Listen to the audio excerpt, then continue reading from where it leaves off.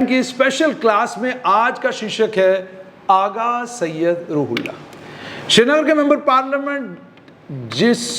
Member parliament ने national conference को परेशान कर रखा है। जम्मू कश्मीर के वरिष्ठ पत्रकार और 50 साल से पत्रकारिता में सक्रिय, उन्होंने एक इंटरव्यू किया डॉक्टर फारूक अब्दुल्ला को, और डॉक्टर फारूक अब्दुल्ला को 1975 याद कराया और उसके बाद आगा सैयद रूहुल्लाह को लेकर उनसे सवाल पूछा। डॉक्टर फारूक अब्दुल्ला अपने अंदाज में नजर आए और उन्होंने कहा कि अगर आगा सैयद रूहुल्लाह को लगता है कि वो नेशनल कॉन्फ्रेंस के बगैर उनकी कोई अपनी पहचान है तो पार्टी छोड़ दें, इस्तीफा दे दें और इलेक्शन लड़ें और चुनाव जीत जाएं। अगर वो इलेक्शन जीत जाते हैं, साबित हो जाएगा कि वो पार्टी के बगैर उनका कद काठी है। डॉक्टर फारूक अब्दुल्ला इस आक्रामक अंदाज में एक लंबे समय तक नजर नहीं आए।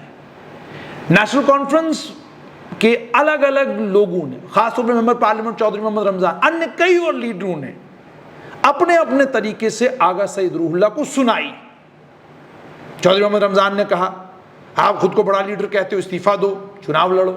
आपने नेशनल कॉन्फ्रेंस के मैंडेट पर चुनाव लड़ा है, आपने नेशनल कॉन्फ्रेंस के सिंबल पर चुनाव लड़ा है। डॉक्टर फारूक अब्दुल्ला ने वरिष्ठ पत्रकार को इंटरव्यू देते हुए यह कहा कि नेशनल कॉन्फ्रेंस उनकी जमात है जो खड़ाऊ पहनकर मैदान में उतरे। डॉक्टर फारूक अब्दुल्ला ने कहा कि आगा सैयद रूहुल्लाह को अगर लगता है कि वो खुद में एक इनकलाब हैं या वो कोई बहुत बड़ी सियासी शख्सियत बन गए हैं, तो उन्हें 1984 के उन 14 लोगों को याद करना चाहिए जिनका कहीं कोई नामो निशान नहीं है, जिनको कोई पहचानता नहीं है।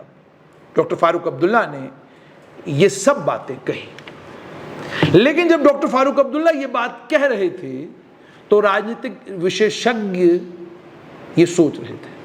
और इसके बीच में मुझे मेरे वरिष्ठ साथी सुरेंद्र सागर का फोन भी आया। सागर साहब ने मुझसे कहा कि डॉक्टर फारूक अब्दुल्ला का इंटरव्यू देखा मैंने कहा उसमें अच्छी चीज क्या लगी आपको, सबसे खास बात उसकी क्या है?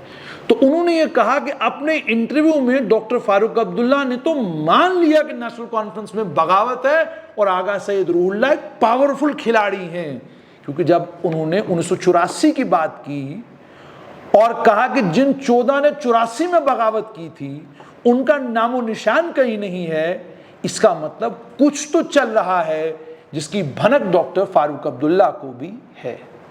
क्या चल रहा है नेशनल कॉन्फ्रेंस में? और दूसरी बड़ी इंपॉर्टेंट बात उन्होंने कही, उन्होंने कहा कि डॉक्टर फारूक अब्दुल्ला की जमात में, डॉक्टर फारूक अब्दुल्ला जिस जमात के अध्यक्ष हैं उसमें आगा सैयद रूहुल्लाह एक कार्ड होल्डर हैं, पार्टी के एक लीडर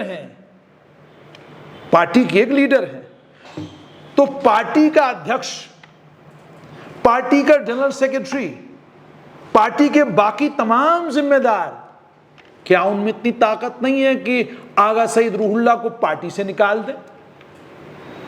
भाई, अगर आपको लगता है एक शख्स आपकी पार्टी के एजेंडे और प्रोग्राम के मुताबिक काम नहीं कर रहा, आपको लगता है कि इसकी सियासी साख्त जीरो है, आपको लगता है कि सियासी तौर पर इसका हाल भी वही होगा जो मरहूम बेग साहब का हुआ, मरहूम मिर्जा मोहम्मद अफजल बेग साहब का हुआ, या इनका हाल वही होगा जो उन 14 का हुआ जिन 14 ने साल 1984 में पार्टी छोड़ी थी। हालांकि ये हकीकत से बिल्कुल परे है। उन 14 में से कई तो अभी भी बड़े लीडर हैं अपने अपनी जमातों में, उन 14 में से कई तो आज भी जो जीवित हैं अच्छे खासे लीडर हैं और उसके बाद भी कई चुनाव जीते, कई बार मंत्री बने हैं वो। लेकिन चलिए, डॉक्टर फारूक अब्दुल्ला कह रहे हैं तो इतना बड़ा सियासी लीडर जब कोई बात कहे तो उसका मतलब है, तो इसका मतलब इशारा इस तरफ नहीं है कि 14 का क्या हुआ, इशारा इस तरफ है कि जो बगावत करेगा उसका हाल भी इन्हीं के 14 के जैसा होगा। अब जिन 14 का जिक्र जब डॉक्टर फारूक अब्दुल्ला करें तो मेरे पास माई डिसमिसल, डॉक्टर फारूक अब्दुल्ला के 1984 में जो डिसमिसल हुआ उस पर किताब लिखी है। सतीश साहनी को ये तमाम कहानी खुद डॉक्टर साहब ने बताई है। अब कौन 14 है वो, पहले उनका जिक्र किया जाए फिर आगे बढ़ते हैं। हिशामुद्दीन बांडे हजरत बल से, मुंशी हबीबुल्लाह करगिल से, तालिब हुसैन रजौरी से, चौधरी तालिब हुसैन उसके बाद भी सियासी आसमान पर चमकते रहे। और इस वक्त भी तालिब हुसैन एक बड़ी हस्ती हैं। उसके बाद चौधरी तालिब हुसैन मेंबर पार्लियामेंट भी रहे हैं। मैं पूरी तारीख बयान नहीं करूंगा, बस इतना ही है। उसमें डॉक्टर महबूब बेग नेशनल कॉन्फ्रेंस में बाज़ाब्ता मिनिस्टर रहे हैं। नेशनल कॉन्फ्रेंस की क़यादत में जो हुकूमत बनी, उस हुकूमत में सबसे इंपॉर्टेंट आदमी रहे हैं शेख अब्दुल जब्बार। शेख अब्दुल जब्बार के सुपुत्र नेशनल कॉन्फ्रेंस के एमएलए रहे हैं। उस कॉन्स्टिट्यूंसी से गांदरबल से एमएलए रहे हैं, नेशनल कॉन्फ्रेंस की टिकट पर एमएलए रहे हैं। गुलाम हसन मीर 1984 के बाद मंत्री बने, कई बार मंत्री बने, और ये तो पिछला चुनाव हारे, वरना उससे पहले तो वो जम्मू कश्मीर की लेजिस्लेटिव असेंबली में लगातार आ रहे थे। मोहम्मद खलील जौहर, हकीम मोहम्मद यासीन अपनी जमात बनाकर अभी भी जिंदा जावेद हैं, और उसके बाद असेंबली के मेंबर भी रहे, मंत्री भी रहे। आगे बढ़ी मोहम्मद दिलावर मीर, बताने की जरूरत है। मोहम्मद दिलावर मीर नेशनल कॉन्फ्रेंस में भी बड़े पावरफुल रहे, फिर पीडीपी में आए, वहां भी बड़े ताकतवर आदमी रहे, कभी कमजोर हुए ही नहीं। अली मोहम्मद नायक त्राल से, उसके बाद खेमलता बखलू, बताने की जरूरत है, सब जानते हैं। गुरबचन कुमारी राणा, और उसके अलावा गुलाम मोहम्मद शाह, मरहूम गुलाम मोहम्मद शाह। तो मतलब कहने का ये कि ये दावा कि 14 लोग जिन्होंने जमात छोड़ी, या जिन लोगों ने उस वक्त पार्टी से बगावत की, उन लोगों का हशर क्या हुआ, तो मैंने आपको बता दिया कौन 14 थे। और अब मुझे लगता है ज़्यादा तफसील बताने की ज़रूरत नहीं है। लेकिन अब मामला ये है कि ये 14 लोगों का कहकर इसका मतलब साफ तौर पर यह है कि आगा सईद रूहुल्लाह कोई ऑर्डिनरी आदमी नहीं है। आगा सईद रूहुल्लाह का कोई वजन है, आगा सईद रूहुल्लाह का कोई कद है। इसीलिए जमात उनके खिलाफ कार्रवाई नहीं कर पा रही है। जब एक पार्टी का चुना हुआ मेंबर पार्लियामेंट जोरदार तरीके से कहे कि अपने चेले चांटों से मेरे खिलाफ कुछ न कुछ बयानबाजी करवाते रहते हैं, तो इसका मतलब यह हो गया कि अगले के पास कोई डेप्थ है, अगले के पास कोई स्ट्रेंथ है, अगले के पास कोई ताकत है, जिसकी वजह से वो इस अंदाज में बात कर रहा है।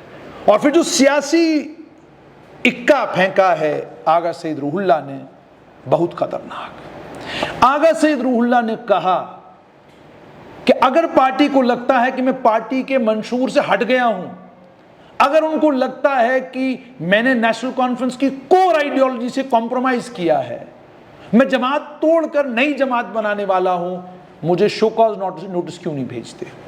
उन्हें कहिए मुझे शो कॉज नोटिस भेजिए। आप मुझे शो कॉज नोटिस भेजेंगे तो मैं उसका जवाब दूंगा।